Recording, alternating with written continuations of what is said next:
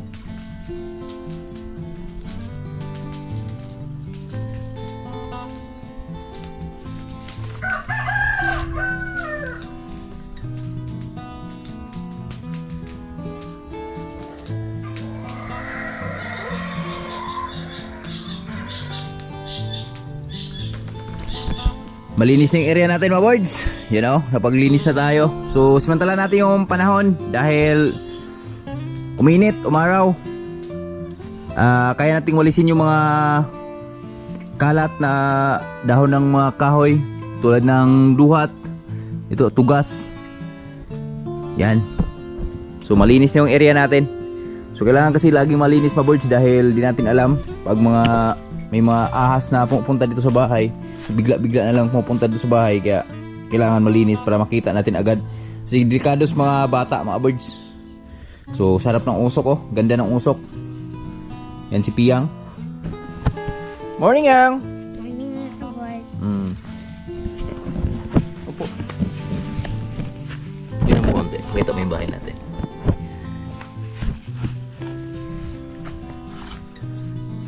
Yung hinarvest namin ni Tatay Riot kahapon na saging.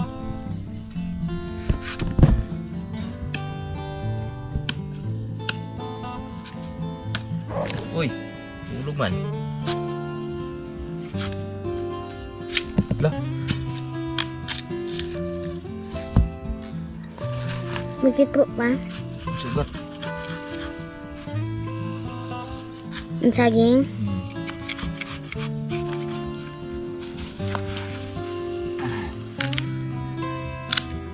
Ito, sarap oh. Yan. Ito yung hinog. May hinog.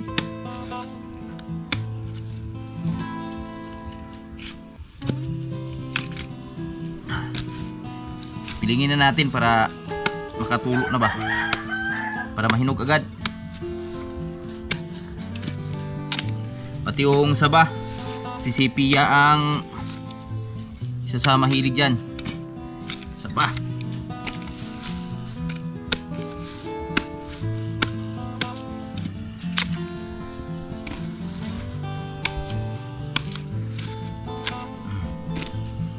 Diba? Hinog oh. Paano to? Yung saba natin.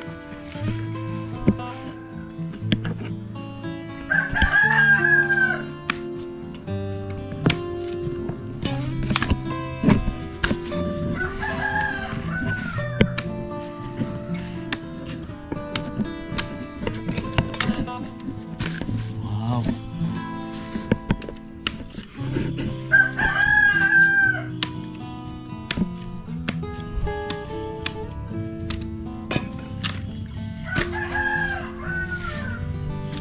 Oh, daming anay.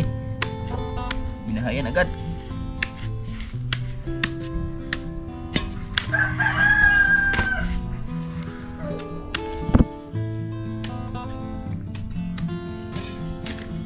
Usok.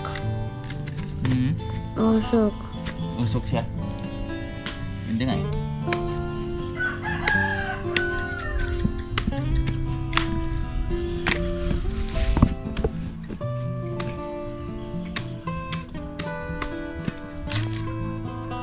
Nahaya pala ng anay pa. Nahaya na po pala ng anay. Anay.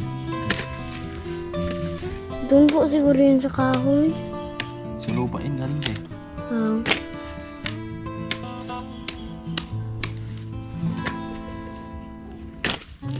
Bina. Okay. Let's do it.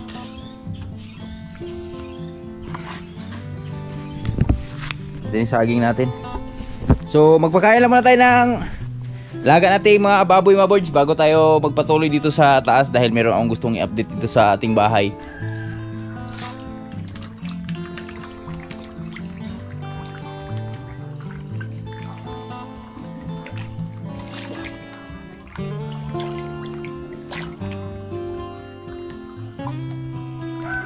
Papansin niyo yung galaw ng ating mga tilapia mga birds. Medyo malalaki na sila. Lalo na siguro kung tinuloy-tuloy natin yung tubig natin dito. So tinigil ko kasi yung flowing water natin dito mga birds. Nilalagyan ko lang siya pag tuwing gabi. Tapos pagkita natin pag nakita ko medyo mumpis na yung tubig. Kasi ito yung dahilan bakit ko tinigil mga birds. Gawa nung itong area na to, tumatagos na yung tubig dun. So yung tubig na yan, dun yan bababa sa mga ampalaya namin. Kaya kailangan nating itigil muna yung flowing water natin. Kaya ang plano ko dito mga birds sa mga fish pa natin, so harvesting ko to by November siguro lahat. Tapos ayusin natin yung fan natin, palaliman natin, ayusin natin na pag napuno siya, hindi na siya basta-bastang tumatagos dyan sa kabila. Para kahit i-flowing water natin, so hindi na tayo mabahala, hindi na tayo maabala dun sa ibang area ba na magkakatubig, lalo na pag may mga pananim. So yung iniwasan natin, lalo pag may mga pananim mabilis mabulok. So yun lang, na-share ko lang. So punta tayo dito sa babuyan, bakain lang tayo ng mga baboy natin kasi yung oras na. So mamaya bababa na rin tayo kasi si Piyang mayroon silang sayaw sa school. alas 11. Kailangan andun na daw alas 11 kasi alas 12 yung sayaw nila yata. Yung na-sprayan pala namin ni Tatay Ray dito, Orge, oh. Okay na, no? Yan, kita natin medyo may pagbabago na talaga. Kita nyo naman yan. Di ba? Halos lahat ay nalanta na. Pati dito. Abangan nyo na lang, baka by Sunday punta tayo ng Kanlaon. Pag ginabayan, mga birds, nabayan tayo ng maganda yung katawan natin ba. Dito na si Tatay Rayo to. Pakain na siya ng mga alaga niya. Yung sa akin, tulog pa yata. Morning, Tay! Good morning! Morning! Stand up! Stand up, everybody! Managpakaos Tatay Rayo sa mga alaga niya. Tulid ng bito ka. Thanos na. Thanos. Paligo lang muna tayo. Mga kabords, yan. Alas 10 ng umaga. Napakainit na umaga natin. So, dapat mag-vlog tayo dun sa bahay. So, mamaya lang pag-uwi namin dahil pupunta muna kami ng school saglit ni Piyang. Gawa nung may sayaw sila. Ano yung sayaw niyo, be? Bahay kubo. Bahay kubo. Kahit munti, ang halaman doon ay sari-sari. So, panoorin natin si Piyang, mga boards, kung paano siya sumayaw. Yun, ito yun, oh. Yeah, grabe outfit ni Piyang, oh. Yan. Yan. Pagpuputi sila. Tapos nauna na sila ni Mrs. dahil nag-aaral si Lawrence kanina. Pumasok si Lawrence. So, dinalhan natin ang pagkain. Kasi alam niyo naman si Lawrence ay gutumin. So, abang-abang lang tayo mamaya, mga boards, sa iba pang ganap doon sa school. Kaya, let's go. Shoutouts nyo lahat dyan. God bless. Bye. Let's go. Ay mo? Okay. Sino mo unig galaw? Hey, hawak. Dito nga may sa baba. Tutulay si Pia. Go.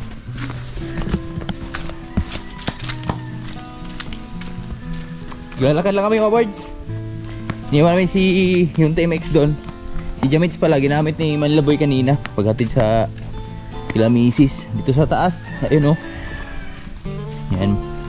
Magaling to si Manlaboy dahil alam niyang gagamitin din natin. Hindi niya nang binaba dito dahil maputik nga dito. Siya na nag-adjust. Magaling. Magaling. Magaling ka, boy. Magaling.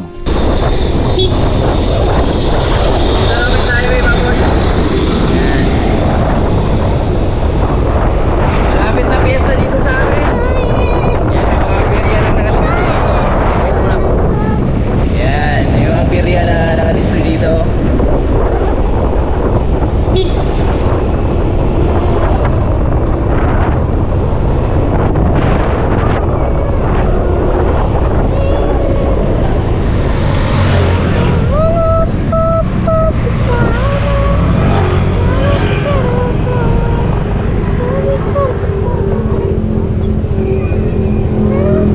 Gogi, shout out.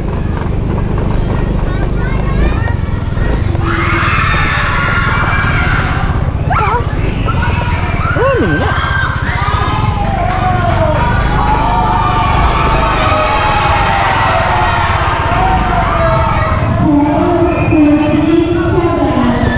Hi, P! Intrams nila ngayon. Galingan ma! Daming bata.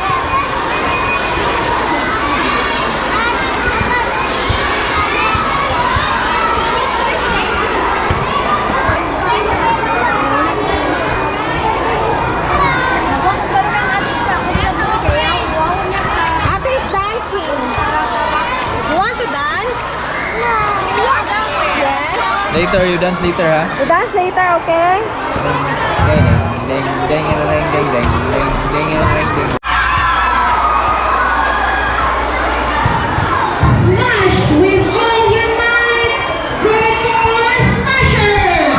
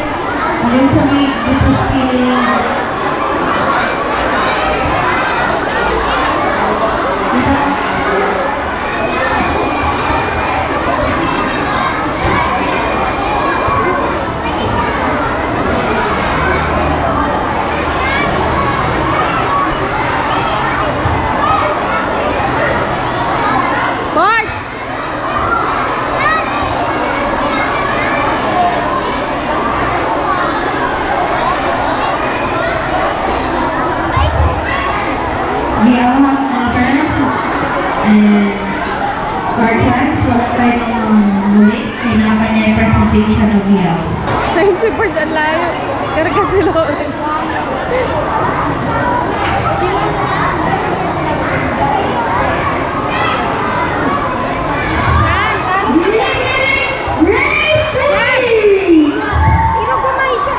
Susunod na ang pagkain sa ilalim ng gustuso, mag-follow ng anisip na nagbibigay food welfare benefit.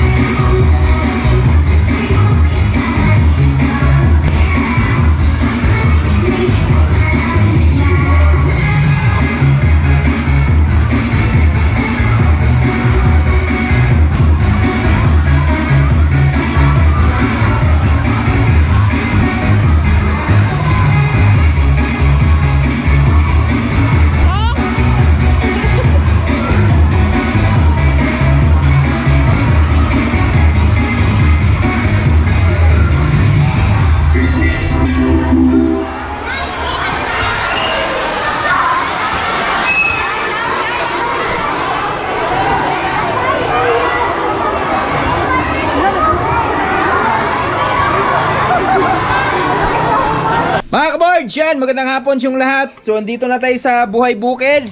At, ayun, galing lang natin sa school.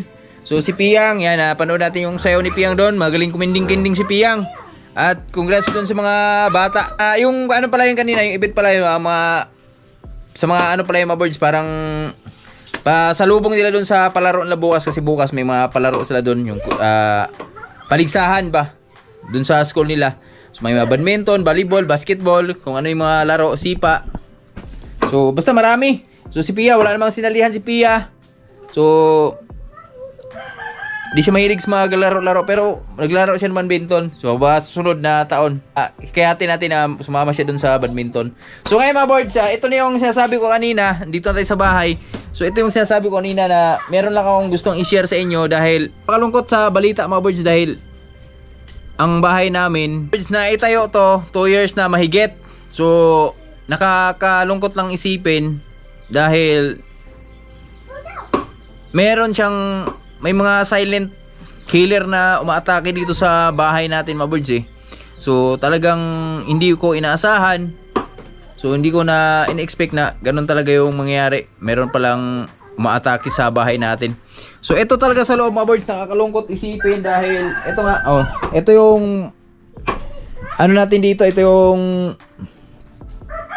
pinakalooban natin. Yan. Buksan natin. So ito yung pinakalooban natin mga birds sa bahay natin. Yan. So nakadubululing kasi itong bahay na to. At ito pa yung mahirap sa dubululing pala mga birds dahil itong mga poste nito sa baba, naka-puting siya mga birds pero hindi siya nakaangat yung puting ba hanggang dun lang sa nakalibel lang sa lupa. So kaya hindi natin na inaasahan na may mga umaatake na pala dito sa bawat haligi. Tapos umaakyat dito sa dingding. Tapos yung sa gitna kasi ng wall nito, sa labas nito amakan, tapos sa loob ay plywood. So ang mga umaatake nasa loob. So hindi natin sila makikita kung saan sila banda. So ito lang yung masaklap mga birds. So ito talaga parang dito ako ng lumo ng karaan mga birds dahil muntikan na akong lumusot dito. So tingnan niyo mga birds, oh, parang binaklas siya ng aswang yo. Oh. Oh, di ba? Yan. So lumulusot na yung kamay ko diyan. Dito may kamay dito sa baba, oh. Dito ako nang hinayang mga birds. Dito ako nalungkot nakaraan dahil etong plywood na to mga birds, 3/4 to.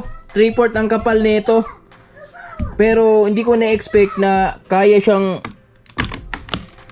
durugin ng anay, no? So anay ang umatake nito sa loob mga birds. Tingnan nyo, ito pabagsak na rin to. So ito palitan na to. Hindi ko man na pinapalitan ngayon kasi ang bala kong ipapalit dito. So sabi ni Mrs. yung kawayan lang daw para presko din. Kasi pag ito mga birds, sobrang init sa gabi. Tapos dito, sobrang delikado din dito mga birds dahil tulad nito, yan ba, may butas na. So pati yung gitna nito, nagkakabutas na rin yan. So nakaraan si Mrs. nagkagat siya ng alupihan. Dito nang gagaling yung alupihan mga birds, sa loob. Kaya kailangan talaga siyang palitan. Kasi delikado dun sa mga bata. So tinatakpan ko lang muna ng goma. Tapos foam naman yung gamit namin sa gabi. Tinatakpan ko lang muna. Habang pinapalaya ko ba na yung ating kawayan dun. Kasi may nakukuha na tayong mga kawayan dun mga birds. Na pangpalit natin dyan. Pero pinapalaya ko pa lang ba. So ito rin, palitan na rin to. Tingnan yung mga birds, oh. Yan. Baklas na rin to. Pero hindi naman lahat na kawayan na nakuha namin dito tayo Riot doon, di na to maubos doon. Kasama na to dito mga birds. Ito kasama na to dito sa dingding sa ating mga bahay, no. So yun lang, na-share ko lang dahil karak mo talaga binaklas ng aswang, yung pinakasahig natin ba. At ito pa mga birds, di lang yan. Ito pa, oh. Meron pa talagang malala dito, oh. So ito yung poste natin. Yan. Ito rin, hindi ko rin inaasahan to kasi tulad yan. Ganito yung itsura niya nakaraan mga birds nung hindi ko pa binakbak to. Yan, ganito. Buong buo. Yan. Tapos may butas-butas na gito. Tapos may lumabas dyan yung ito, tulad yan, oh. Ayan. Ito kasi yung mahirap dito sa amin mga birds kasi maraming anay. Gumamit na ako ng sulignum nito, mga aceting used oil, pero di sila nagpapatinag mga birds. Talagang ayan, ginamitan ko na to ng sulignum nakaraan. So pag nawala to, aatake na naman ulit. So napansin ko nakaraan, may ganito dito, oh, sa poste na to. Ayan. Ayan, may ganito, oh. Mga bahay nung anay. Yan, meron na rin sa loob yan mga birds. Wala naman tao. Tapos, nung binaklas ko siya mga birds, tinusok ko ng kutsilyo, nagulat ako, butas na pala to sa loob, no? Ang lambot na, oh. Tapos ginawa ko na lang dito mga birds.